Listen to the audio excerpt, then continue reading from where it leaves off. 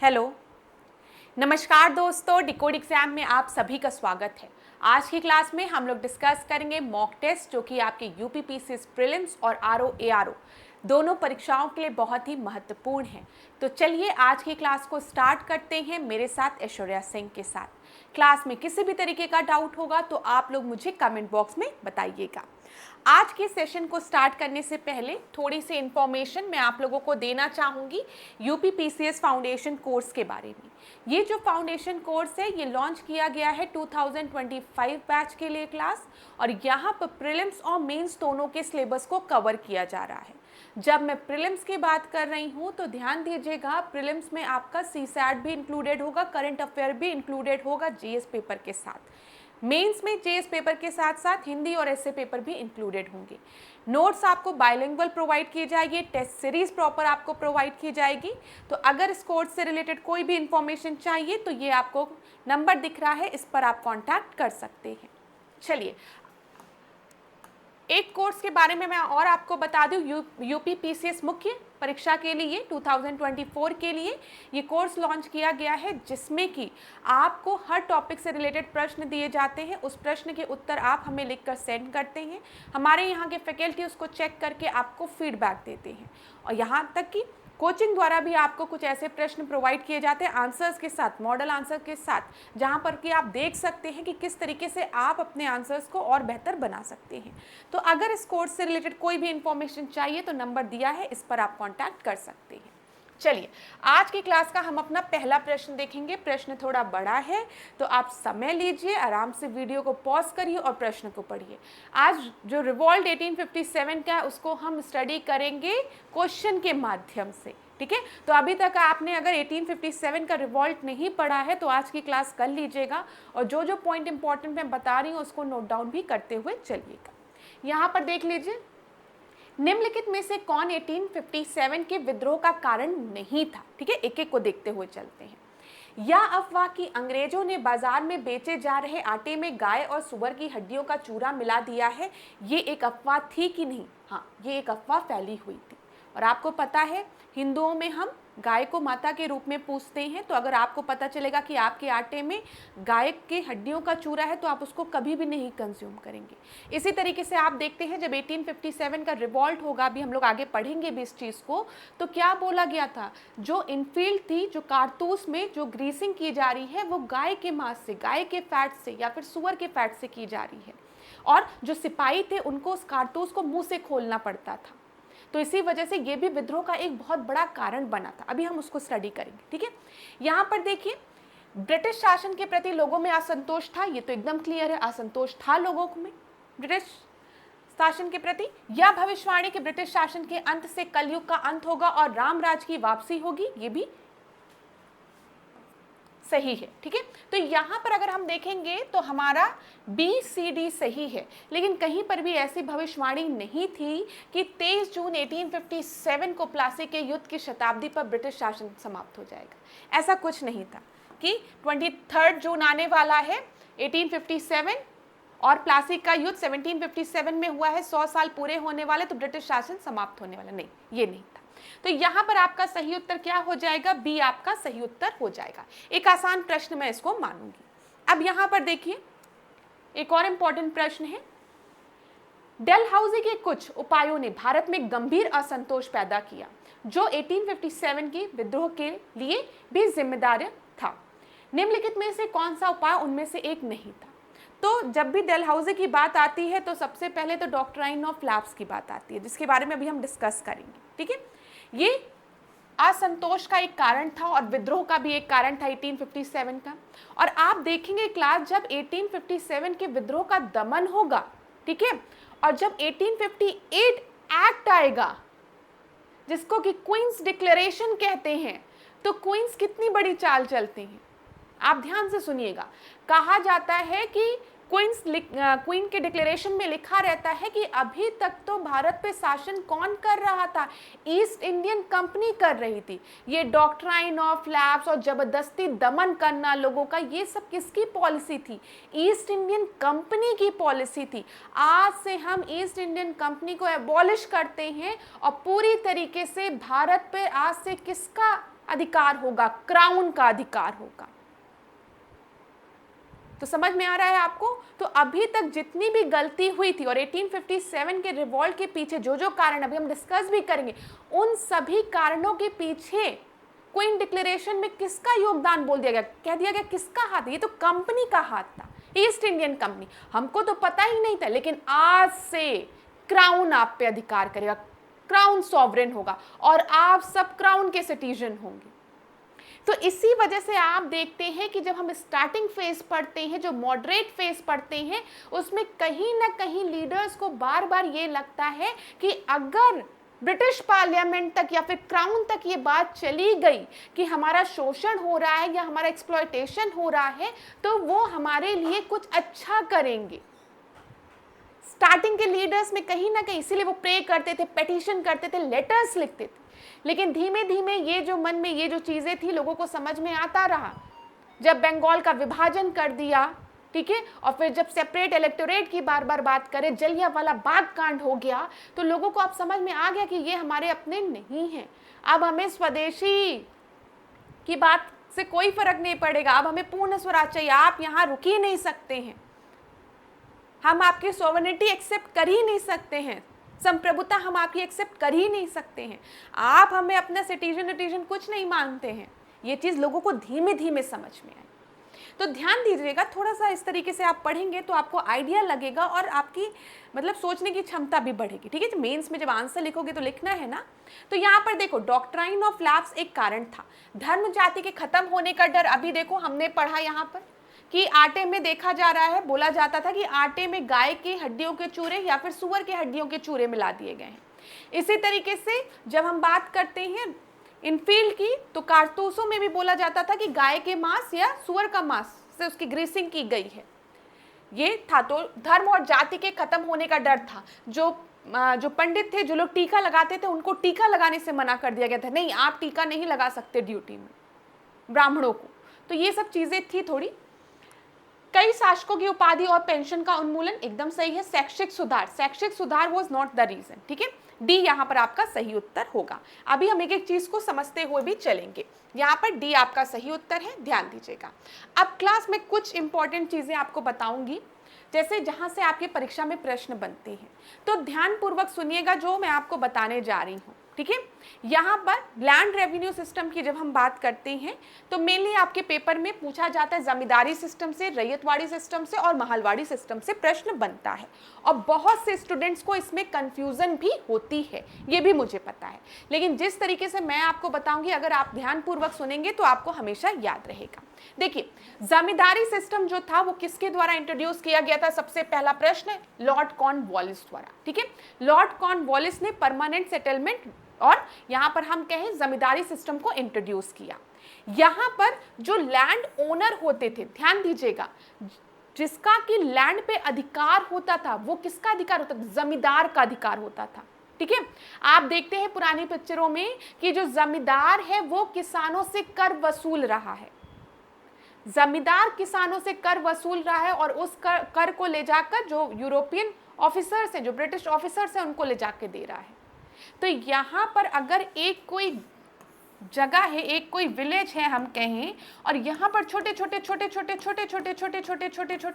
बहुत ढेर सारे किसान हैं, तो इन सारे किसानों से पैसा कौन वसूलेगा? जमींदार वसूलेगा। ठीक है, और वो उस पैसे को ले जाकर किसको देगा? ब्रिटिश गवर्नमेंट को देगा। तो ये याद रखिएगा। ठीक है, तो मतलब किसानों और ब्रिटिश गवर्नमेंट के बीच में एक जमींदार हुआ करता था।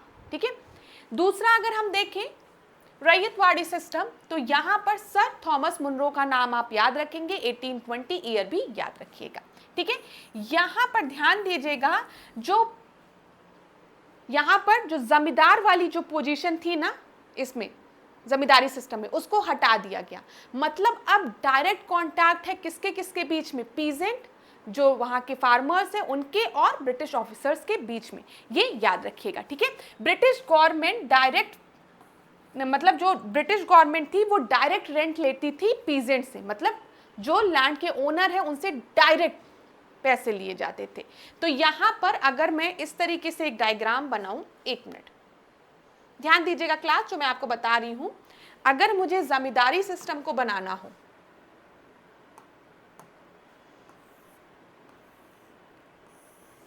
तो यहां पर ब्रिटिश ऑफिसर, ठीक है, और ये जो है ये जमींदार हुआ करते थे, और यहां पर कौन हुआ करते थे? पीजेंट हुआ करते थे, फार्मर्स हुआ करते थे, किसान हुआ करते थे। तो इन दोनों के बीच में जमींदार हुआ करते थे। ये आपका है जमींदारी सिस्टम, ठीक है। अब यहीं पर अगर मुझे रैयतवाड़ी सिस्टम बनाना है तो यहां पर दो ही लोग होंगे, एक आपके ब्रिटिश ऑफिसर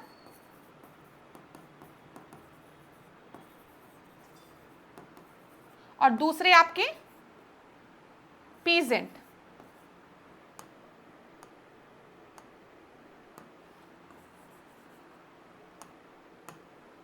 दूसरे आपके पीजेंट या फिर फार्मर, ठीक है।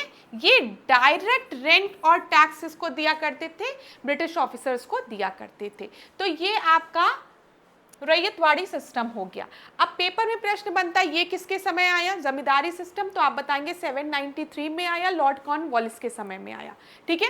फिर उसके बाद रैयतवाड़ी सिस्टम की बात करेंगे तो ये आपका सर थॉमस मुनरो के समय में आया, 1820 में आया, ठीक है। इसी तरीके से आप याद रखिएगा मालवाड़ी सिस्टम जो है वो विलियम बेंटिक के समय में आया, ठीक है, विलियम बेंटिक के समय में।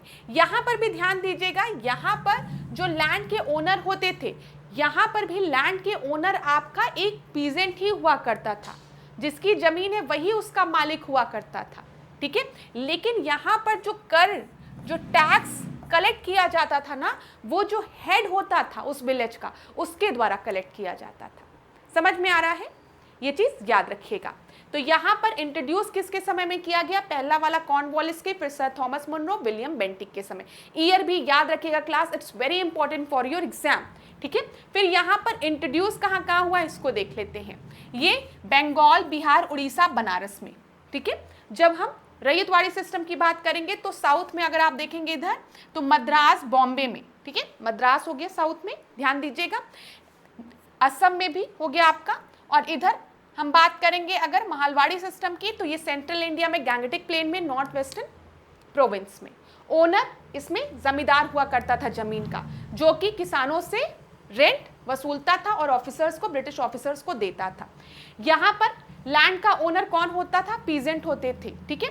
और यहां पर अगर हम देखें, यहां पर भी पीजेंट हुआ करते थे, लेकिन जो रेंट था वो कलेक्ट कौन करता था? जो मेन हेड होता था, ठीक है। महाल मतलब एक महाल की बात की जा रही है, तो ये याद रखिएगा। चलिए, अगर आपको इसका स्क्रीनशॉट लेना है क्लास तो आप स्क्रीनशॉट भी ले सकते हैं। मैं 1 मिनट यहाँ से स्लाइड से हट जाती हूँ, आप लोग अच्छे से स्क्रीनशॉट ले लीजिए, क्योंकि आप में से कई स्टूडेंट को ये कंप्लेन रहती है कि मैम आप स्क्रीनशॉट लेने का समय नहीं देती हैं। लेकिन क्लास में हमेशा आपसे कहूँगी कि मेरी जो स्पीड है वो तो आप पे डिपेंड करती है। आप अगर चाहें तो वीडियो को 2 भी कर सकते हैं, 1 भी कर सकते हैं, या फिर भगा भी सकते हैं, स्किप भी कर सकते हैं, ये आप पे डिपेंड करता है। तो चलिए, आप लोग ने स्क्रीनशॉट ले लिया होगा, आशा करती हूँ। अब आगे अगला प्रश्न देखते हैं। ये ज़रूर याद रखिएगा क्लास, ये आपके परीक्षा के लिए बहुत ही महत्वपूर्ण है, इसको छोड़ के जाने की गलती मत करिएगा पेपर में अपने, ठीक है। चलिए आगे बढ़ते हैं अगले प्रश्न पे। 1857 के विद्रोह में भाग लेने वाले सैनिकों की सबसे बड़ी संख्या कहां से आई थी? तो बताइए, बंगाल से, अवध से, बिहार से या फिर राजस्थान से? तो 1857 के रिवॉल्ट में पार्टिसिपेट करने वाले सैनिकों की सबसे ज्यादा संख्या जो थी वो अवध से थी, ठीक है। बी आपका सही उत्तर है। आसान प्रश्न था ये। देखिए, अवध को नर्सरी ऑफ बंगाल आर्मी के नाम से भी बोला जाता था, क्योंकि सबसे ज्यादा जो आपके सोल्जर्स थे वो अवध से आए थे। चलिए, निम्नलिखित में से कौन सा सैन्य कारण 1857 के विद्रोह के लिए जिम्मेदार था? तो बताइए, कौन सा सैन्य कारण बोला गया है? मिलिट्री कॉज बोली गई है यहाँ पर। ध्यान दीजिएगा, भारत और ब्रिटिश सैनिकों के बीच वेतन और पेंशन से संबंधित मुद्दे थे, ठीक है। व्यक्तिगत का सिद्धांत, doctrine of lapse, John Lawrence की गैर हस्तक्षेप नीति, इनाम आयोग की स्थापना। यहाँ पर ध्यान दीजिएगा, प्रश्न में आपसे पूछा गया what was the military cause, ठीक है। प्रश्न में ही उत्तर छुपा है। मिलिट्री कॉज की बात की गई है, सैन्य कारण बोला गया है। इसी वजह से इस प्रश्न का सही उत्तर क्या हो जाएगा, जो सैलरीज और पेंशन रिलेटेड इश्यूज थे इंडियन और ब्रिटिश सोल्जर्स के मध्य, डिफरेंस देखा जाता था ना, कि जो सैलरीज इंडियन सोल्जर्स को मिलती थी वो बहुत ही कम मिलती थी, लेकिन अगर कोई यूरोपियन सोल्जर था तो उसको ज़्यादा मिलती थी सैलरी और पेंशन। तो प्रॉपर एक तरीके का अच्छा खासा डिस्क्रिमिनेशन था, जो कि विजिबल भी था, लोग देख भी पा रहे थे, हर चीज़ में डिस्क्रिमिनेशन था। तो ये एक बहुत बड़ा कॉज था, मिलिट्री कॉज था 1857 के रिवॉल्ट के पीछे। अब क्लास यहाँ पर कुछ और इंपॉर्टेंट चीज़ें हम देख लेते हैं, जैसे डॉक्ट्राइन ऑफ लैप्स। आपको पता है कि डॉक्ट्राइन ऑफ लैप्स की जब मैं बात कर रही हूँ तो ये डेलहाउजी का नाम आप याद रखिएगा, परीक्षा में कई बार पूछा गया है। परीक्षा में एक और प्रश्न डॉक्ट्राइन ऑफ लैप्स से बनता है, वो ये है कि आप क्रोनोलॉजिकल ऑर्डर में अरेंज करिए कि सबसे पहले डॉक्ट्राइन ऑफ लैप्स कहाँ लगा था, फिर उसके बाद कहाँ लगा था, फिर कहाँ लगा था। तो यहाँ देखिए, सतारा, जैतपुर, संबलपुर, झांसी, नागपुर और उदयपुर, ये याद रखिएगा। ठीक है, बताइए बताइए। सबसे पहले सतारा याद रखिएगा क्लास, क्रोनोलॉजिकल ऑर्डर में अरेंज करने को पूछा जाता है। फिर जैतपुर, तो सजा, ठीक है, संभाल के थोड़ा, झांसी जाना है, अगर नहीं अच्छे से जाओगे तो नाक कट जाएगी। ऐसे थोड़ा सा याद कर सकते हो। अब देखो, सोचो, झांसी जाना है तो सजा, संभाल कर झांसी जाना है, अगर अच्छे से नहीं सजाए तो नाक कट जाएगी। तो यहाँ पर ध्यान दीजिएगा, सबसे पहले सतारा, जैतपुर, संबलपुर, झांसी और नागपुर, फिर उदयपुर याद रखिएगा। ठीक है, डॉक्ट्राइन ऑफ लैप्स की अगर हम बात करें तो यहाँ पर क्या होता था बताइए, कि अगर कोई भी राजा जो है उसका उत्तराधिकारी नहीं है तो वहाँ पर डॉक्ट्राइन ऑफ लैप्स लगाकर एक तरीके से ब्रिटिश सरकार द्वारा उस राज्य को हड़प लिया जाता था, हड़पने की नीति थी। तो यहाँ पर हम देखते हैं कि सतारा में क्या था, कोई भी उनका अपना खुद का बच्चा नहीं था ना, इस वजह से सतारा पे सबसे पहले डॉक्ट्राइन ऑफ लैप्स लगाया, फिर जैतपुर में, फिर संबलपुर में। लेकिन झांसी में आप देखते हैं रानी लक्ष्मीबाई दत्तक पुत्र, मतलब एक पुत्र को अडॉप्ट कर लेती है, लेकिन तब भी उसके बाद भी अंग्रेज उनको नहीं एक्सेप्ट करते हैं दूसरे राजा की तरह। और आप देखते हैं झांसी का जब युद्ध होता है तो रानी लक्ष्मीबाई अपने दत्तक पुत्र को अपने पीछे बांधी भी रहती है। तो ये याद रखिएगा, मेनली क्या था कि अगर आपका उत्तराधिकारी नहीं है तो ईस्ट इंडियन कंपनी जो है वो आपके टेरिटरी पर अधिकार कर लेगी। ये एक चिंता का बहुत बड़ा विषय था उस समय। और आपकी परीक्षा में कैसे प्रश्न पूछे जाते हैं वो मैंने आपको बता दिया, क्रोनोलॉजिकल ऑर्डर में पूछा जाएगा। अगर आप किसी ऐसे नॉर्मल सी परीक्षा में बैठ रहे हो, मतलब नॉर्मल सी में, अब इसमें मत पूछना कि मैम कौन सा नॉर्मल है कौन सा वो है, इस पर मत जाइए, बस आप मेरी बातों पर ध्यान दीजिएगा। देखो, टीचर्स को भी बहुत संभल के बोलना पड़ता है, एक चीज़ है, बहुत संभल के बोलना पड़ता है, नहीं तो सब कहेंगे मैम आप किसी पेपर को नॉर्मल कह रही हैं, किसी को क्या कहना चाह रही हैं। नहीं, ऐसा कुछ भी नहीं है, क्षमा चाहती हूँ। बस मैं आपको ये बताना चाहती हूँ कि परीक्षा में कैसे प्रश्न पूछते हैं। डॉक्ट्राइन ऑफ लैप्स की अगर हम बात करेंगे, ठीक है, तो डॉक्ट्राइन पूछा जाता है, डॉक्ट्राइन ऑफ लैप्स किसके समय में लगा, तो आप बताएंगे डलहौजी के समय में।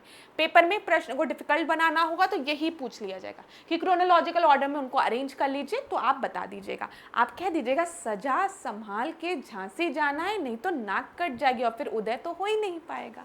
ठीक है, चल हो गया, इतनी चीज क्लियर हो गई होगी। अब आगे बढ़ते हैं। हाँ, यहां पर एक दो चीजें और, जैसे अभी हमने यहां पर देखा ना प्रश्न में, जॉन लॉरेंस की गैर हस्तक्षेप नीति, ठीक है, ये याद रखिएगा। जॉन लॉरेंस की जो गैर हस्तक्षेप नीति थी वो अफगान के लिए थी, अफगान युद्ध के समय।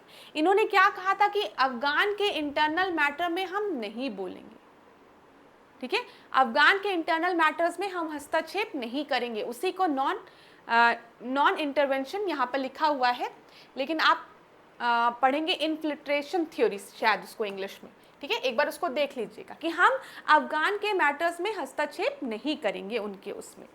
इनाम क्या हुआ करता था, इनाम एक गिफ्ट, इनाम मतलब क्या, मैं आपको इनाम दूंगा, ग्रांट दूंगा, गिफ्ट दूंगा, ठीक है। और मेनली टैक्स फ्री लैंड्स किसको दिए जाते थे, रिलीजियस इंस्टीट्यूट को, स्कॉलर्स को, प्रीस्ट को, एजुकेशनल रिलीजियस पर्पस के लिए, ये याद रखिएगा। चलिए अभी हम और डिस्कस कर लेंगे। अब देखिए मंगल पांडे किस विद्रोह से जुड़े हुए थे, आज की क्लास का सबसे आसान प्रश्न कि मंगल पांडे किस विद्रोह से जुड़े हुए थे। अभी मैं आपको ये भी बताऊंगी कि आपकी जो अभी रिसेंट के पेपर कंडक्ट हुए हैं उसमें 1857 के रिवॉल्ट से किस तरीके के प्रश्न पूछे गए हैं। ये प्रश्न नहीं पूछा गया है कि मंगल पांडे किस से एसोसिएटेड थे, इसमें आप सभी को उत्तर पता है, बैरकपुर से। ए आपका सही उत्तर है। अभी जो प्रश्न पूछा गया है वो मैं आपको बताऊंगी थोड़ी देर में, बस प्रश्नों के माध्यम से चीज़ों को रिवाइज कर रहे हैं, इसीलिए कुछ आसान प्रश्नों को भी रखा है, कुछ डिफिकल्ट प्रश्नों को भी रखा है, बस ध्यान से सुनते चलें। यहाँ पर देखिए 1857 के विद्रोह के कारण के बारे में निम्नलिखित कथनों पर विचार करना है, तो विचार करिए क्लास। निसंतान राजा द्वारा बच्चे को गोद लेने से इनकार, जो कि मैंने आपको बताया डॉक्ट्राइन ऑफ लैप्स, ठीक है। आप अगर किसी बच्चे को अडॉप्ट करते हैं तो हम उसको आपका वंशज मतलब उत्तराधिकारी नहीं समझेंगे। दूसरा देखिए, भारतीय प्रजा को नीची नजर से देखने की ब्रिटिश की नीति, ये तो आप सभी को पता है, ठीक है। Dogs and Indians are not allowed लिखा रहता था हर जगह। फिर उसके बाद अंग्रेजी और भारतीय सैनिक के बीच में भेदभाव आप देख ही रहे हैं, भेदभाव था सैलरी को लेके, पेंशन को लेके, पोस्टिंग को लेके, ठीक है, यहाँ तक कि खाने को लेकर भी भेदभाव होता था। सामाजिक सुधार और ईसाई धर्म में धर्मांतरण, ये भी सही है, ठीक है। यहाँ पर बोला जाता था क्रिश्चियनिटी में कन्वर्ट करने की बात बार बार कही जा रही थी कि क्रिश्चियनिटी में कन्वर्ट करो। आप देखते हो जो चार्टर एक्ट आता है, चार्टर एक्ट 1813 का पढ़ते हो ना, चार्टर एक्ट 1813। चार्टर एक्ट 1813 में क्रिश्चियनिटी को प्रमोट करने की भी बात की गई है, ठीक है, तो ये बात सही है, क्रिश्चियनिटी को भी प्रमोट किया जा रहा था। ये सारे रीजंस हैं 1857 के रिवॉल्ट के पीछे, ठीक है। डी आपका सही उत्तर है। यहाँ पर कहीं पर भी अगर आपको लगेगा कि मैम थोड़ा समय और देना चाहिए तो प्लीज क्लास मेरी रिक्वेस्ट है आप लोग खुद वीडियो को पॉज कर लीजिएगा, ठीक है। आगे बढ़ते हैं। अब यहां पर देखिए इस प्रश्न को, भारत के प्रथम स्वतंत्रता संग्राम का तत्कालीन कारण क्या था। तत्कालीन कारण पूछा गया है। अभी आपसे मिलिट्री कॉज पूछा गया था, जिसमें कि मैंने आपको बताया मिलिट्री कॉज पूछा गया, इस वजह से हम भेदभाव की बात करेंगे यूरोपियन सैनिक और भारतीय सैनिक के मध्य, ठीक है, सैलरीज और पेंशन को लेके। फिर यहाँ पर तत्कालीन कारण पूछा गया है, तो उसके पीछे का रीजन क्या होगा। देखो doctrine of lapse by Dalhousie एक रीजन है, ठीक है, अशांति का, क्रांति का एक रीजन है, मिलिट्री सैन्य असंतोष भी है, ठीक है, डिस्कंटेंट है एक रीजन, भारत का आर्थिक शोषण हो ही रहा है ये भी एक रीजन है। लेकिन तत्कालीन ऐसा क्या हो गया, आप लोग की जिंदगी में भी ऐसा होता होगा, अक्सर देखते होंगे आप लोग कि बहुत दिनों से एक कोल्ड वॉर चलती रहती है दोस्तों के साथ, किसी के साथ भी, ठीक है, आप बस हाँ मैं सहन कर रहा हूँ, कर रही हूँ, और अचानक से एक दिन ऐसा कुछ हो जाता है कि आप पूरा गुस्सा उगल देते हैं ना। अचानक से कुछ ऐसा हो जाता है कि आप बहुत दिनों से सहन करते एक दिन पूरा गुस्सा उगल देते। तो सेम चीज यही पूछी गई है कि तत्कालीन इमीडिएट कॉज क्या था, तो वो ये था कि कारतूसों का उपयोग, ठीक है, बी आपका सही उत्तर है। मैंने आपको बताया कि जो कारतूस थे, ठीक है, उसको बोला जा रहा था कि उनमें जो फैट लग रहा है, जो ग्रीसिंग की जा रही है, वो काऊ फैट से या फिर पिग फैट से की जा रही है, ठीक है। और आपको पता है कि जो कारतूस को खोलने के पहले उसे दांत से खोलना पड़ता था।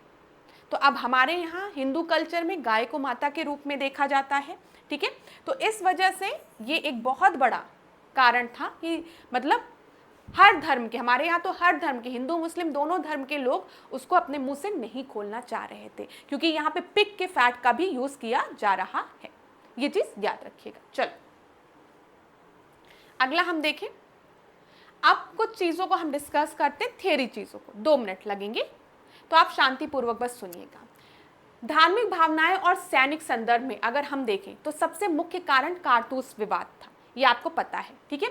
भारतीय सैनिक अगर हम देखें तो ब्रिटिश सेना की रीढ़ थी, ब्रिटिश सेना की रीढ़ थी ना, ये तो आप जानते हो कि जब अभी क्या 1857 की क्या बात करें, अभी जब हमारा फर्स्ट वर्ल्ड वॉर होगा, हमारा नहीं, ब्रिटिशर्स उसमें इन्वॉल्व थे, तो यूरोपियन कंट्रीज में था, हमारा वॉर नहीं था, ये बहुत बड़ा फैक्ट है। लेकिन हाँ, ब्रिटेन की कॉलोनी थी, यहाँ पर यूरोपियंस की कॉलोनी थी, इस वजह से हमने कहीं ना कहीं ब्रिटिशर्स का साथ दिया था। और मैंने आपको पहले भी बताया, उस समय कहीं बहुत से हमारे लीडर्स को ऐसा लगता था कि अगर हम अंग्रेजों का साथ वर्ल्ड वॉर 1 में देंगे तो इसके बाद अंग्रेज हमें डोमिनियन स्टेटस प्रोवाइड कर देंगे, लेकिन ऐसा कुछ भी नहीं होता है, आप जानते हैं। उल्टा हमने कल वाली क्लास में देखा, जलियांवाला बाग कांड हो जाता है, रॉलेट एक्ट लगा दिया जाता है, जिसकी वजह से लोगों के बीच में असंतोष बढ़ जाता है, ये याद रखिएगा। तो यहाँ पर देखिए, ब्रिटिश भारतीय सेना की हमेशा से एक रीढ़ रही है। अभी आप सेकेंड वर्ल्ड वॉर में देखोगे, देखो अब सेकेंड वर्ल्ड वॉर की बात करते हैं, जब सेकेंड वर्ल्ड वॉर होता है तो बोल दिया जाता है कि जो भारतीय हैं वो अंग्रेजों का साथ देंगे सेकेंड वर्ल्ड वॉर में, जैसे कि फर्स्ट वर्ल्ड वॉर में दिए थे। इंडियन नेशनल कांग्रेस पूछती है कि आपने किससे पूछा? आज हम भारत में इतनी बड़ी पॉलिटिकल पार्टी है, क्या आप लोग हमसे पूछने आए कि क्या भारत आपका सहयोग करना चाहता है सेकेंड वर्ल्ड वॉर में कि नहीं? आपने किस तरीके से अनाउंसमेंट कर दी कि भारत भी लड़ेगा? भारत नहीं लड़ेगा। और इसके चलते आप देखते हैं जो कांग्रेस रहती है वो रिजाइन भी कर देती है, ठीक है, रिजाइन कर देती है। 1937 के इलेक्शन के थ्रू उनको सीट्स मिलती है प्रोविंस में, लेकिन वो अपनी सीटों को छोड़ भी देती है। ये सारी चीज़ें हम लोग डिस्कस करेंगे, बिल्कुल चिंता मत करिएगा। और यहाँ पर हम तैयार नहीं रहते सेकेंड वर्ल्ड वॉर में आपका साथ देने को, लेकिन ब्रिटिशर्स को पता है कि जो भारतीय सैनिक है वो ब्रिटिश सेना की रीढ़ है, तो अब वो क्या करते हैं, भारतीयों को लालच देना शुरू करते हैं। और जब हम लालच देते हैं तो सबसे पहले हम सबको ऑफर देते हैं, अरे बहुत बड़ा ऑफर है, बहुत बड़ा ऑफर है, तो वो अगस्त ऑफर देते हैं, क्रिप्स मिशन को भेजते हैं ना, क्रिप्स प्रपोजल भी आता है। लेकिन अब हम तैयार नहीं थे, अब हमको समझ में आ गया था, बहुत हमने आप लोगों का साथ दे दिया है। हम भी यहाँ पर कुछ समय बाद क्विट इंडिया मूवमेंट, और बीच में ठीक है हमारी थोड़ी सहानुभूति रहती है तो हम इंडिविजुअल सत्याग्रह शुरू करते हैं, लेकिन आप देखते हैं आगे चल के हम क्विट इंडिया मूवमेंट की बात करते हैं। तो चलिए अभी ये सब चीज़ें हम लोग डिस्कस करेंगे, बिल्कुल चिंता मत करिएगा। यहाँ पर देखिए, भारतीय सैनिक ब्रिटिश सेना की रीढ़ थी, आपको पता है। समय के साथ सिपाहियों में बढ़ती असंतुष्टि थी, ठीक है। ब्रिटिश सैनिक की तुलना में कम वेतन उनको मिलता था, पदोन्नति भी नहीं मिलती थी, प्रमोशन भी नहीं मिलता था, पेंशन भी अच्छा नहीं मिलता था, और उनकी धार्मिक प्रथाओं में भी हस्तक्षेप और प्रतिबंध था। टीका लगाने नहीं दिया जाता था, नमाज पढ़ने नहीं दिया जाता था, ठीक है। जो उनका कर्मकांड था वो भी उनको नहीं करने दिया जाता सैनिकों को, तो ये धार्मिक उसमें प्रतिबंध भी था। और आप देखते हैं कारतूस को जब मुंह से खोलेंगे तो वो नहीं, वो भी उनके चीज़ों के अगेंस्ट था। सिपाही धार्मिक संवेदनशीलता, अगर हम देखें सिपाही मुख्य रूप से हिंदू और मुस्लिम हुआ करते थे, उनकी धार्मिक आस्थाएं और परंपराओं का सम्मान जरूरी था, ठीक है। ब्रिटिश सुधार जैसे सती प्रथा निषेध, विधवा पुनर्विवाह को प्रोत्साहन, ठीक है, बार बार भारतीयों के उसमें हस्तक्षेप करना, ये भी इन लोगों को नहीं पसंद आ रहा था। देखिए ये चीज़ तो सही है कि विडो रीमैरिज अलाउ होना चाहिए था, ठीक है, सती प्रथा बंद होना चाहिए था, लेकिन अभी आपकी कंट्री में कोई आकर आपको बताने लगे तो आपको बड़ा खराब लगेगा। तो थोड़ा ये सब कारण था। डर था कि ब्रिटिश लोग भारतीय धर्म का अपमान या जबरन धर्मांतरण करना चाहते हैं, ये क्या था जी, मैं कॉज आपको बता रही हूँ बस। देखिए एनफील्ड राइफल में जो कारतूस में जो ग्रीसिंग की गई है, जो मैंने आपको बताया है, गाय और सुअर की चर्बी से ग्रीस किया जा रहा था। जहां गाय को हिंदुओं के लिए पवित्र माना जाता है, अगर जब हम सुअर की बात करें तो मुस्लिमों के लिए अशुद्ध माना जाता है, तो इस वजह से लोग पीछे हटे, और रिवॉल्ट का एक बहुत बड़ा कारण ये भी था। व्यापक असंतोष का संदर्भ, यहाँ पर राजनीतिक नीतियां जैसे डॉक्ट्राइन ऑफ लैप्स, ये भी कारण था, मैंने आपको बताया। आर्थिक संकट, ठीक है, पारंपरिक अधिकारों और शासकों का नुकसान, ठीक है, सामाजिक एवं धार्मिक हस्तक्षेप। तो ये कुछ चीजें हैं जो आपके रीजंस थे फॉर द रिवॉल्ट ऑफ 1857 की क्रांति के पीछे। अब देखिए, ब्रिटिश अधिकारियों का कारतूस इस्तेमाल पर जोर और विरोध के बावजूद दबाव। कारतूस विवाद ने विद्रोह को जन्म दिया, या विवाद भारतीय सिपाहियों की असंतोष और ब्रिटिश उपेक्षा का प्रतीक बन गया। ये सारी चीजें मैंने आपको बताई है। अच्छा, इसको पढ़ते पढ़ते मेरे दिमाग में कुछ चीजें आ रही थी कि मुझे थोड़ा सा आपको एक चीज और बताना चाहिए। आप लोग जब बुक्स पढ़ोगे ना, देखो कोई बुक बस पढ़ने के लिए, जैसे घटना चक्र पढ़ लिया तो आपको क्वेश्चन आंसर पता चल जाएंगे, लेकिन किस चीज़ के पीछे क्या थ्योरी थी, क्या क्या रीजंस थे, क्या क्या लोगों की सोच थी, उस समय के लीडर्स क्या कहना चाह रहे थे, तो ये आपको तब पता चलेगा जब आप कुछ अलग बुक्स पढ़ेंगे। लेकिन अभी आप मत पढ़िए, अभी पहले आप एग्जाम क्वालिफाई करिए, उसके बाद जब आप ऑफिसर बन जाएगा तो बैठ के थोड़ा अध्ययन करिएगा चीज़ों का। अभी अध्ययन मत करो, अभी आपको पीएचडी नहीं करनी है, लेकिन बाद में जब आपका क्वालिफाई हो जाएगा, कहीं पोस्टिंग हो जाएगी, समय मिलेगा तो अध्ययन करना शुरू करना। तो आपको मैं ये बताने जा रही थी कि अभी हमने 1857 की जब हम क्रांति की बात कर रहे हैं ना, तो इसी तरीके की एक क्रांति का होने का भय था, डर था। कब? जब 1885 का समय आता है। 1885 के समय में आपको पता है इंडियन नेशनल कांग्रेस का गठन होता है। तो बहुत से लीडर्स, बहुत से थिंकर ऐसे हैं जो कि जिन्होंने सेफ्टी वॉल थ्योरी की बात की, जैसे लाला लाजपत राय ने सेफ्टी वॉल की बात की। ठीक है, ये मैं प्रश्न से रिलेटेड नहीं बता रही, बस आपके इंटरेस्ट की बात बता रही हूँ। तो सेफ्टी वॉल थ्योरी की बात की, लाला लाजपत राय ने कहा आईएनसी का गठन क्यों किया गया है? अंग्रेजों को बचाने के लिए, उनको प्रोटेक्ट करने के लिए। जैसे जब आप प्रेशर कुकर को रखते हो तो कभी कभी प्रेशर बहुत बढ़ जाता है, और अगर आप प्रेशर कुकर में से प्रेशर को नहीं रिलीज करोगे तो क्या होगा? बम फूट जाएगा प्रेशर कुकर। ठीक है, तो इसीलिए उसमें सेफ्टी वॉल्व लगा रहता है कि जो कि एक्स्ट्रा प्रेशर को रिलीज करते। तो सेफ्टी वॉल थ्योरी से रिलेटेड जैसे लाला लाजपत राय ने कहा कि आईएनसी का फॉर्मेशन ही इसलिए किया गया इंडियन नेशनल कांग्रेस का, ताकि किसी तरीके के विद्रोह ना हो पाए। और बहुत से सूत्रों के मुताबिक चीज़ें थी कि जिस तरीके का विद्रोह 1857 में हुआ था, उस तरीके का विद्रोह होने के फिर चांसेस थे। ठीक है, 1885 में। इसी वजह से एओ ह्यूम ने, जो कि उस समय शिमला में बैठे हुए थे, ठीक है, उन्होंने यहाँ के वाइसरॉय से, डफरिन से बात की और आईएनसी का फॉर्मेशन किया कुछ लीडर्स के माध्यम से। देखिए, आप हमेशा देखते होंगे कि कैरेट एंड स्टिक पॉलिसी अपनाते थे Britishers. Carrot and stick policy मतलब क्या? यहाँ पर कैरेट एंड स्टिक पॉलिसी देखोगे, अगर फोटो आप सर्च करोगे तो इधर गधा है। ठीक है, मतलब ये मेरी ड्राइंग नहीं अच्छी है, ये गधा तो नहीं लग रहा है। एक मिनट रुकिए, ड्राइंग मेरी बहुत ही ज़्यादा खराब है, बहुत ही मतलब बहुत ही खराब है। अब गधा कैसे बनाऊं? तो ये देखिए, ये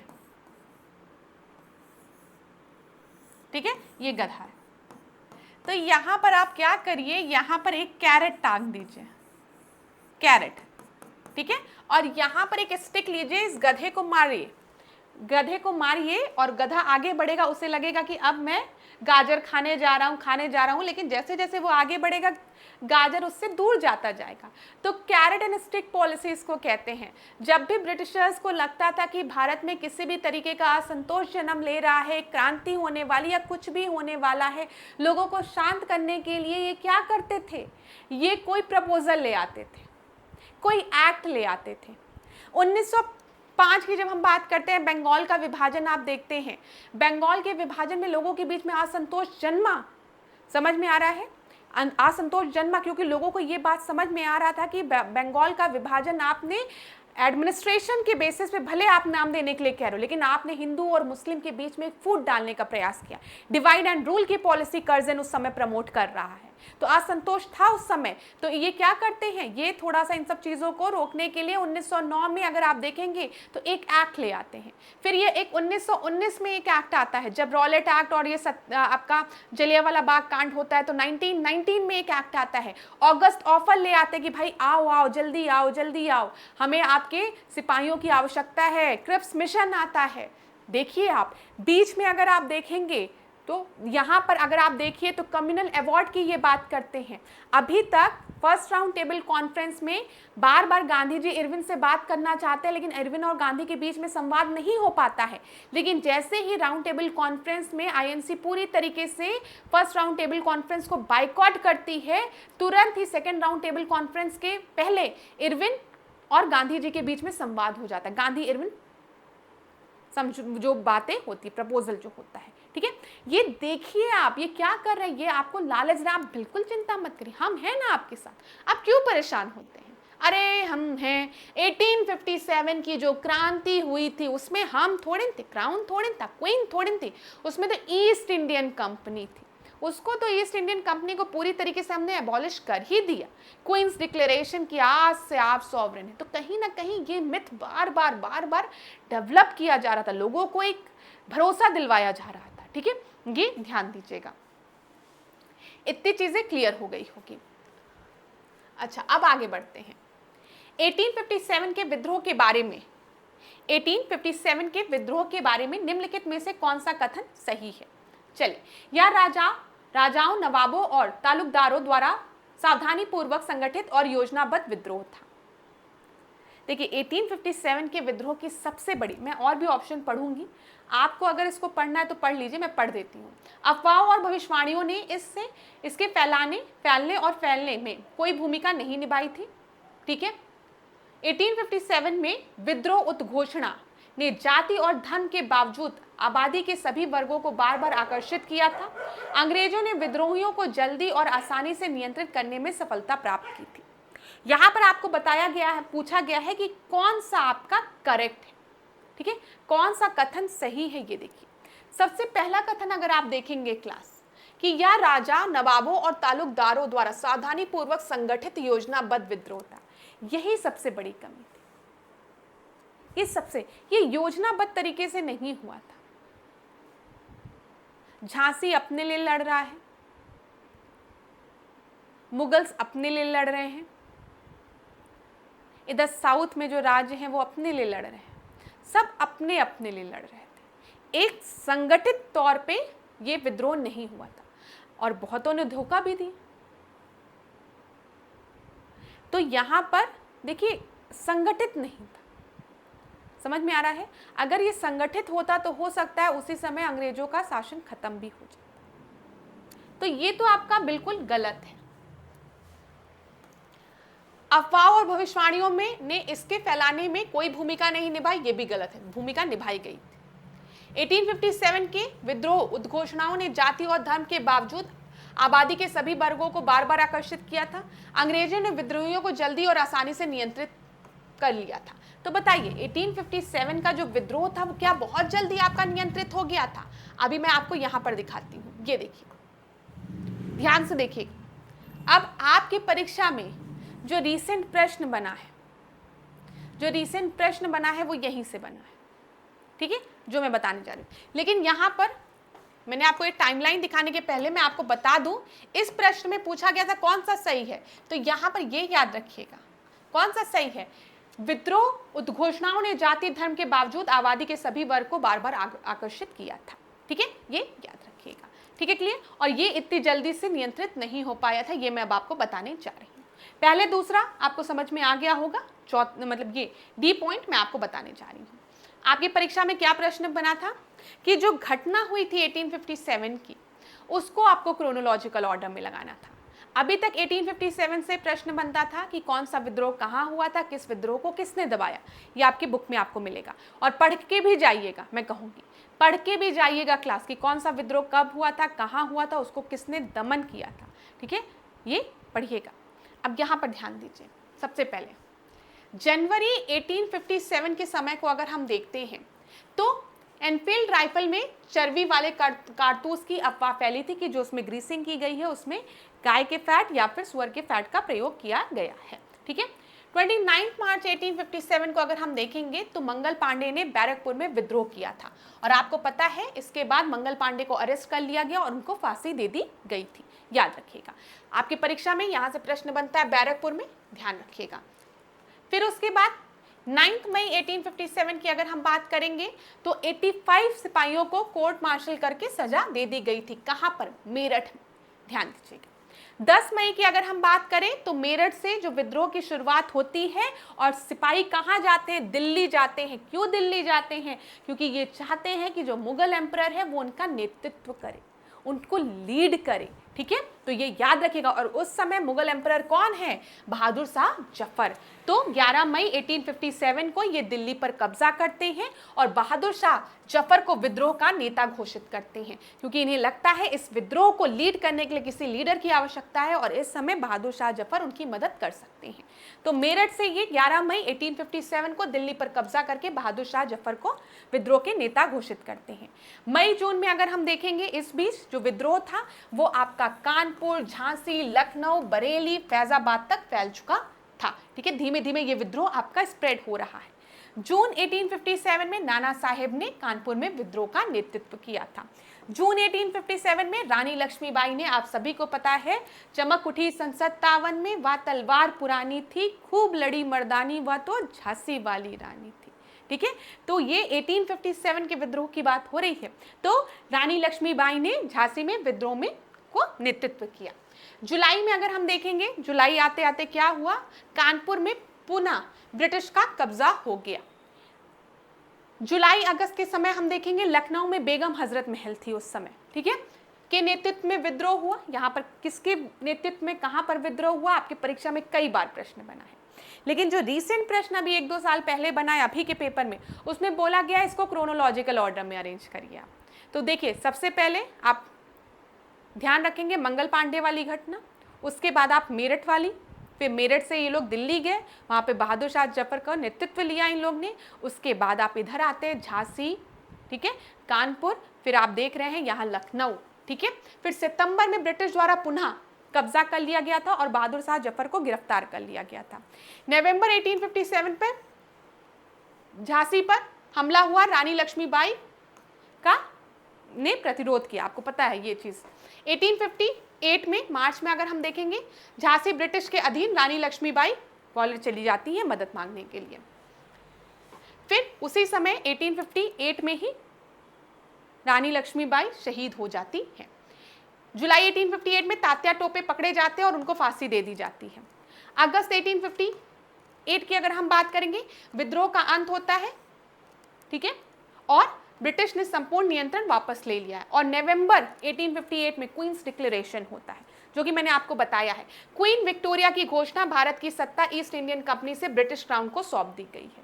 तो अब ब्रिटिश क्राउन को सौंप दी जाती है।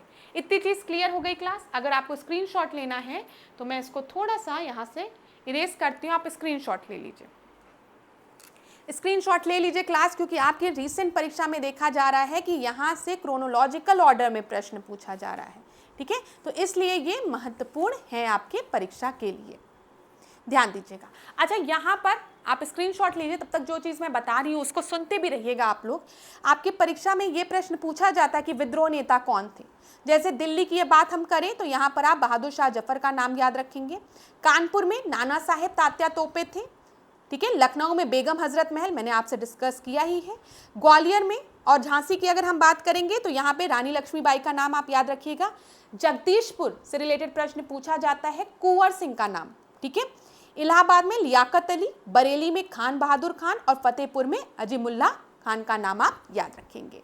क्लास, विद्रोह की तिथि जरूर एक बार देख लीजिएगा, क्योंकि अब आपकी परीक्षा में यहीं से प्रश्न बना था। चलिए आगे देखते हैं, अभी चीज़ों को और डिस्कस कर लेंगे, बिल्कुल चिंता मत करिएगा। 1857 के विद्रोह संग्राम से संबंधित पहली घटना कौन सी थी? देखिए, पहली घटना पूछ ली गई, कानपुर का विद्रोह और नाना साहेब द्वारा नेतृत्व संभालना, बेगम हजरत महल द्वारा अवध का नेतृत्व, सिपाहियों का दिल्ली के लाल किले की ओर कूच, झांसी की रानी द्वारा विद्रोह। तो आप सभी को पता है कि सिपाही जो थे वो मार्च करते हैं रेड फोर्ट की तरफ, और यहाँ पर वो किसका नेतृत्व चाहते हैं? बहादुर शाह जफर का, ठीक है। सी आपका सही उत्तर है। 1857 के विद्रोह में दिल्ली पर कब्जा करने के बाद मेरठ के विद्रोही सैनिक ने किसे भारत का सम्राट घोषित किया था? तो अभी हमने डिस्कस किया, किसे घोषित किया था? बहादुर शाह जफर को, ठीक है। बी आपका सही उत्तर हो जाएगा। बहादुर शाह जफर के संबंध में निम्नलिखित में से कौन सा कथन गलत है? देखते हैं। उन्हें 1857 में बंदी बना लिया गया था, उन पर मुकदमा चला और उन्हें भूटान निर्वासित कर दिया गया था। वर्ष 1865 में उनकी मृत्यु हो गई, उनके बड़े बेटे को उनका उत्तराधिकारी घोषित किया गया। तो यहाँ पर ध्यान दीजिएगा, यहाँ पर आपका इनकरेक्ट पूछा गया है, ठीक है। और यहाँ पर ध्यान दीजिएगा, अगर मैंने आपको ये टाइमलाइन बताई है, एक बार टाइमलाइन देखिए, ये टाइमलाइन है ना आपकी, टाइमलाइन में देखिए,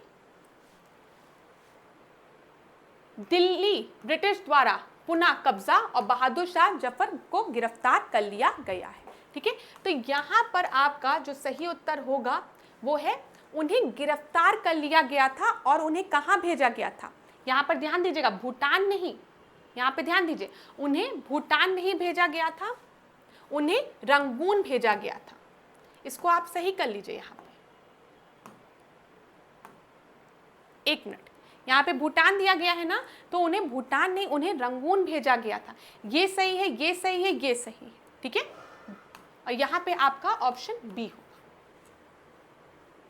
बी इज इनकरेक्ट, क्योंकि Bahadur Shah Zafar became the emperor. Bahadur Shah was found guilty in revolt of 1857 and he was sent to the imprisonment and was reported to the Rangoon in Myanmar, ना कि भूटान। ठीक है, वो गाना था ना, मेरे पिया गए रंगून वहाँ से किया है टेलीफोन, तो अब याद रहेगा। तो उनको भूटान नहीं रंगून भेजा गया था, ये याद रखिएगा। चलो आगे बढ़ते हैं। 1857 के विद्रोह के दौरान सैनिकों का मुख्य कमांडर कौन था? तो बताइए, सैनिकों का मुख्य कमांडर कौन था? अजीमुल्लाह खान, बिरजिस कद्र, बख्त खान या फिर हसन खान? तो यहाँ पर आपका सही उत्तर है बख्त खान। ठीक है, सी आपका सही उत्तर है। जल्दी जल्दी देखेंगे, जहाँ पे एक्सप्लेनेशन की जरूरत होगी वहां पर देंगे।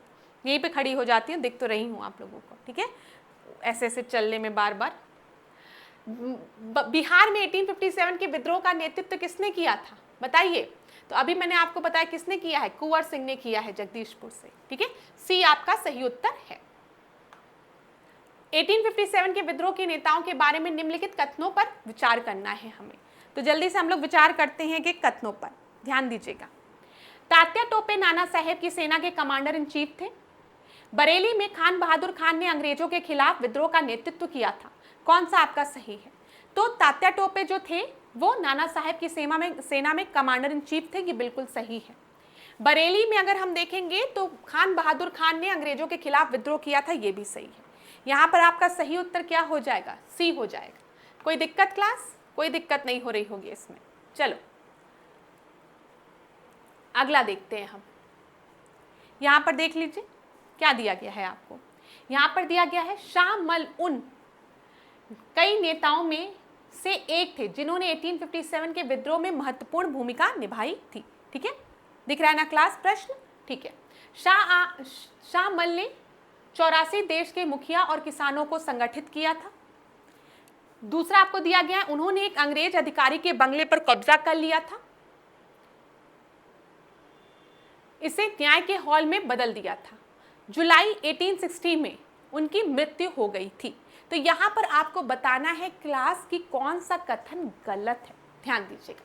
तो यहाँ पर शाह मल की जब बात की है तो शाह मल ने 84 देश के मुखिया और किसानों को संगठित किया था, सही है। उन्होंने अंग्रेजों के बंगले पर कब्जा कर लिया था और इसे न्याय के हॉल में बदल दिया था, ये भी सही है। यहाँ पर गलत पूछा गया है, जुलाई में 1860 में इनकी मृत्यु हो गई थी, ये गलत है।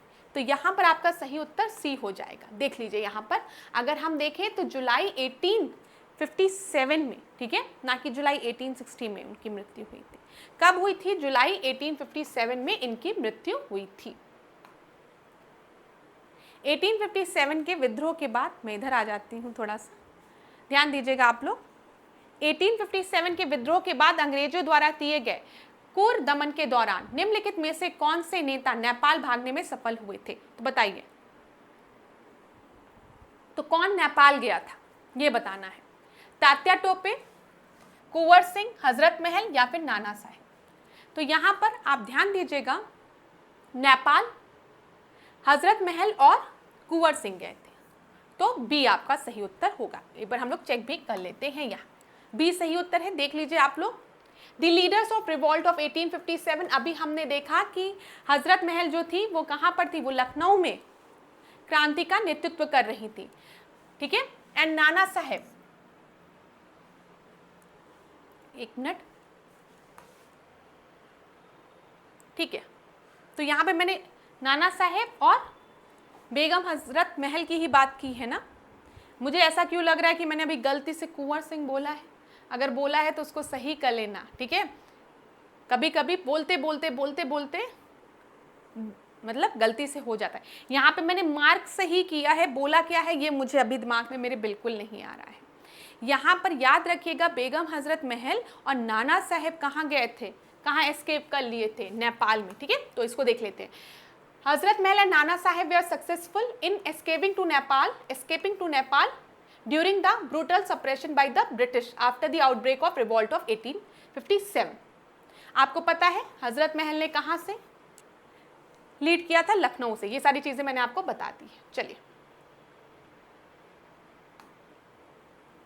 जब कानपुर को अंग्रेजों ने हथिया लिया उसके बाद नाना साहेब चले गए थे। 1857 के विद्रोह के नेताओं के संदर्भ में निम्नलिखित में से कौन सा कथन सही है? सभी नेताओं ने एक दूसरे के साथ सुचारू रूप से समन्वय किया। रानी लक्ष्मीबाई की वर्ष 1857 में मृत्यु हो गई। कुंवर सिंह को उनके मित्र ने अंग्रेजों के साथ विश्वासघात करके फांसी पर लटका दिया। उपयुक्त में से कोई नहीं।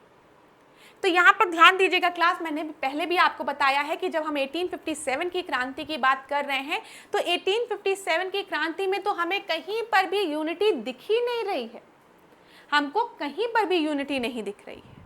ठीक है, हर कोई अपने लिए लड़ रहा था। तो पहला वाला तो आपका है ही नहीं,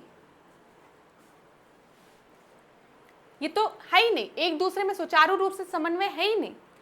रानी लक्ष्मीबाई की वर्ष 1858 में जब ये ग्वालियर जाती हैं, वहां पर जो सिंधिया थे वो दरवाजा बंद कर देते हैं। जब रानी लक्ष्मीबाई, उनसे थोड़ा विश्वासघात रानी लक्ष्मीबाई के साथ होता है, इसी वजह से उनकी मृत्यु भी होती है। ये बहुत बड़ा फैक्ट है। ठीक है, तो उनकी मृत्यु हो गई तो वो उस 1858 में हुई थी। ठीक है, तो ये भी नहीं। कुंवर सिंह को उनके मित्र ने अंग्रेजों के साथ विश्वासघात करके फांसी पर लटका दिया। यहां पर आपका सही उत्तर हो जाएगा डी। इनमें से कोई भी आपका करेक्ट नहीं है, ये ध्यान दीजिएगा। करेक्ट पूछा गया है ना, तो कोई भी आपका करेक्ट नहीं है। ठीक है, ये ध्यान दीजिएगा। चलिए आगे बढ़ते हैं। कुंवर सिंह की अगर हम देखेंगे तो इनकी मृत्यु 1858 में हो जाती है, जब ये ब्रिटिशर्स के अगेंस्ट लड़ रहे रहते हैं, उस समय ये घायल हो जाते हैं। चलिए आगे बढ़ते हैं अगले प्रश्न। अब ये प्रश्न है, ये तो आप लोग बहुत आसानी से लगा लेंगे। रानी लक्ष्मीबाई की जब हम बात करेंगे तो ये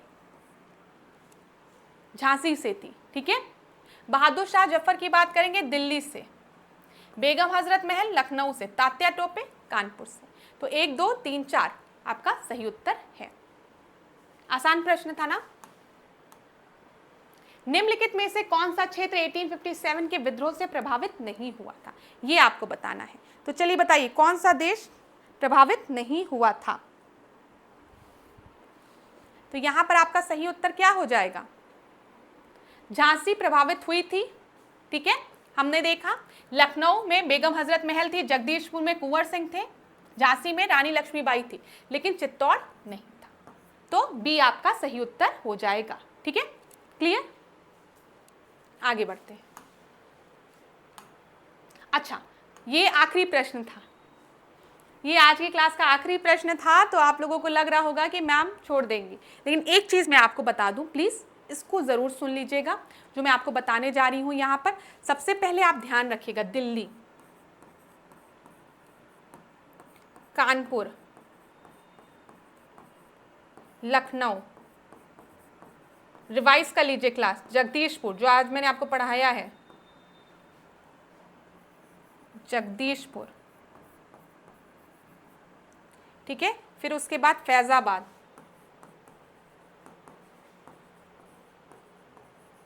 फैजाबाद के बाद इलाहाबाद, 1857 के अनुसार लिख रही हूं मैं। ठीक है, बरेली और फतेहपुर।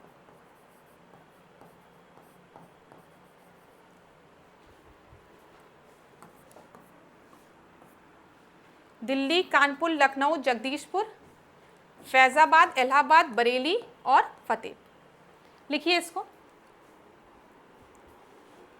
अब ध्यान दीजिए, जब हम दिल्ली की बात करते हैं तो यहां पर कौन था? बहादुर शाह जफर था।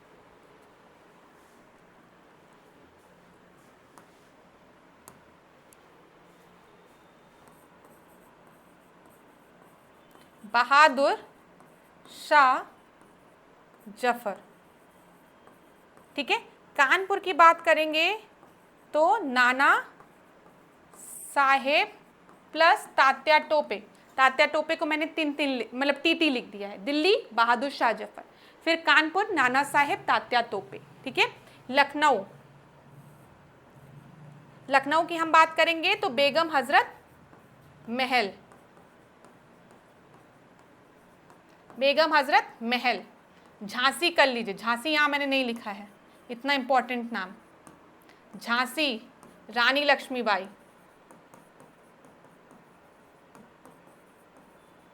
ठीक है। उसके बाद जगदीशपुर कुंवर सिंह,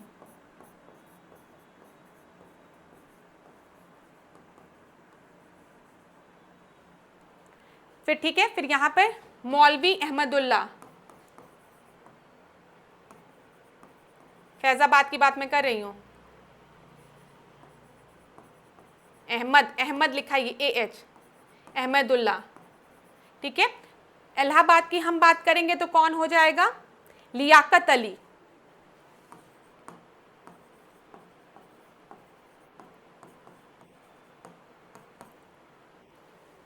बरेली की बात करेंगे तो खान बहादुर खान।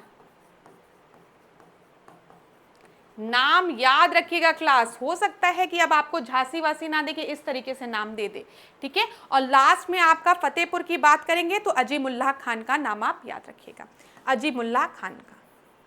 राइटिंग बहुत ही गलत गंदी है लेकिन आपको समझ में आनी चाहिए।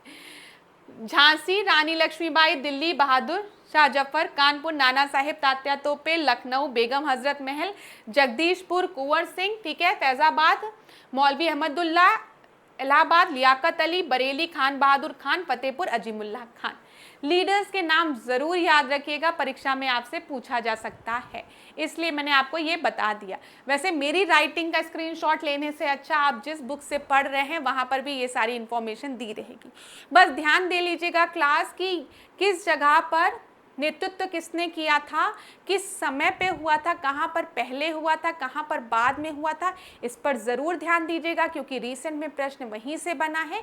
और सप्रेस किसने किया था ये भी पढ़ लीजिएगा, ठीक है। तो चलिए क्लास, आज के सेशन को अब हम यहीं पे एंड करेंगे। नेक्स्ट क्लास में आपसे मिलेंगे और भी प्रश्नों के साथ। मैंने आप लोगों के कमेंट्स पढ़े कुछ, एक मिनट मैं देखती हूँ यहाँ पर अभी आप लोगों को किन किन चीज़ों में प्रॉब्लम हो रही है उसको एक बार मैं देख लेती हूँ, ठीक है।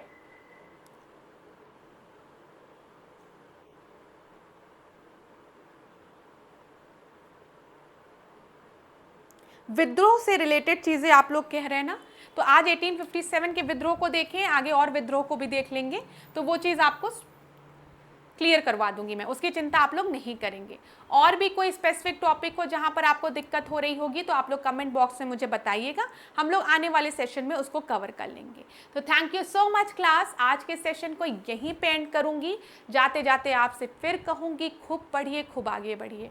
सबसे पहले अपने पे विश्वास करना सीखिए क्लास, क्योंकि मैंने देखा है मेजॉरिटी ऑफ स्टूडेंट ऐसे होते हैं जो कि शायद आज बहुत ही ज़्यादा अच्छी जगह पर बैठे होते, ठीक है, वो भी अपने सपनों को पूरा कर पाते, लेकिन कहीं ना कहीं उनको खुद पर भरोसा नहीं। तो जब तक आपको अपने खुद पर भरोसा नहीं होगा, जीवन में कोई भी आपको सफलता की सीढ़ी नहीं चढ़वा सकता है। तो जब भी शीशे के सामने खड़े होइए, अपने आप को देखिए, अपने आप से पूछिए आप अपने जीवन में क्या करना चाहते थे खुद के लिए, ठीक है, और आप क्या कर रहे हैं, क्या आप खुश हैं, इस प्रश्न को अपने आप से पूछा करिए, ठीक है। देखिए ज़रूरी नहीं है, एक चीज़ मैं बता दूं, जीवन में सबका लक्ष्य दूसरा होता है, सबका सोचने का तरीका अलग होता है।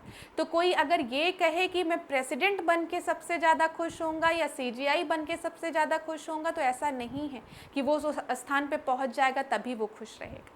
हो सकता है आज वो एक साधारण व्यक्ति बनकर भी खुश हो, क्योंकि बहुत से ऐसे सक्सेसफुल इंसान हैं जिनसे अगर आप पूछेंगे कि आप अगले जन्म में क्या बनना चाहते हैं, तो वो कहते हैं कि मैं अगले जन्म में एक साधारण इंसान बनना चाहता हूँ। शायद कहीं ना कहीं उन्होंने अपने लाइफ का स्ट्रगल देखा और आज वो आपके लिए इंस्पिरेशन है, लेकिन कहीं ना कहीं वो अपने मन में खुश नहीं, ठीक है। तो ये सब चीज़ें मैटर करती है, लेकिन आप अपने आप से हमेशा एक प्रश्न पूछा करिए कि आप जीवन में क्या करना चाहते हैं, आप क्या बनना चाहते हैं, और क्या आप जिस स्थान पर आज हैं आप खुश हैं कि नहीं, ठीक है।